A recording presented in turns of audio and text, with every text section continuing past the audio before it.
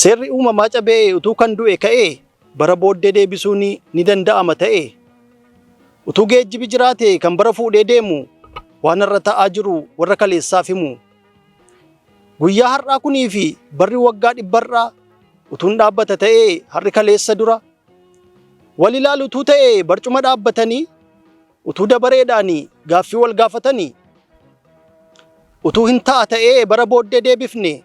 Seenaa isarra jiru warra darbeef dubbifne.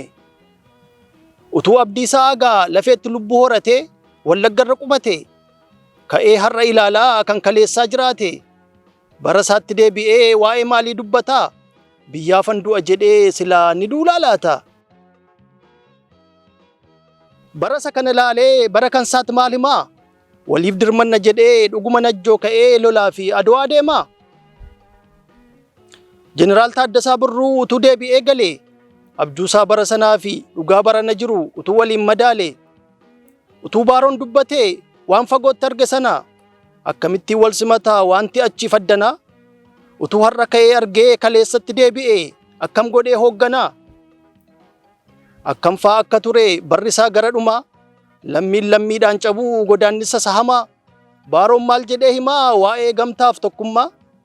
Qeerroo fi qarreen kaleessaa warri qe'ee dhiisanii bosona jiraatanii tokkummaa Oromootiif lubbuu isaanii laatanii utuu har'a ka'anii waan har'aa ilaalanii barri immoo booddee deebi'ee kaleessa jiraatanii akkamiin laga buluu dhiisanii sadoo hunda bara ijoollummaa isaanii sirba mormaaf ragada ateetee fi addooyyee hiyyaasee fi shaggooyyee dhiichisaaf sirba foollee silaa dhiisanii deemuu kaachisa fardaaf kollee. Silaan ta'u maleessa utuu hin ta'a ta'ee bara kana ilaaluu fi utuu jaarraa abbaa gadaa ka'ee fagootti akka arguu fi yaabee gaara mul'ata bara isaatti deebi'ee qabsaa'ota yeroo sanaatti ergaa maalii dubbata. Gaara xiiroof carcarii iddoon hirbuu ganamaa hin dubbatatuu ta'ee dacheenis akka namaa gootota bara sanaa fi ergaa akka miidhaamaa tokkummaa fi raggaan isaa gaafas isa tubate dirreen Harargee suni har'as yoom dunuunfate. Garbummaa bara isaanii inni hundeen buqqise kan isa booda jiru ammoo ilmaan itti guddise utuma waaqoo guutuu ol jedhee har'a arge utuu deemee ilaale irraanoleef dalgee afaan tokko inni beeku afaan ni gaafa sanaa afaan Gujii jedhamee kaan immoo afaan Booranaa wanta bara isaa ture warra har'aaf maal himaa Oromoon afaan tokko moo afaan Oromoo kumaa.